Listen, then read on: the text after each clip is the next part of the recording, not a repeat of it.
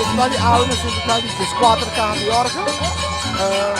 E o festival aqui, cada caior tem uma chance de tocar, 2 rounds, como passa round de Turicana, depois de Bolívia.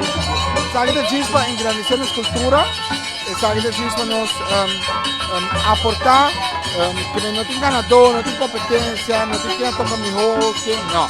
Sabe que é puro para nos preços nos carros junto back engrandecer a cultura.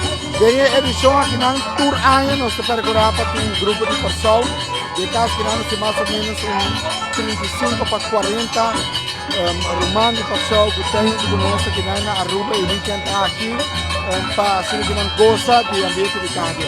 Cosa é intercâmbio cultural e mantenemos cultura viva. Quer que nós ficamos nós podemos para engrandecer nossa cultura e está aqui um festival assim que nada demonstrar sei. É weekend de evento, nós ainda nada virando grande, isso é sumamente importante para nós querer conservar nossa cultura para a futura geração possível desfrutar.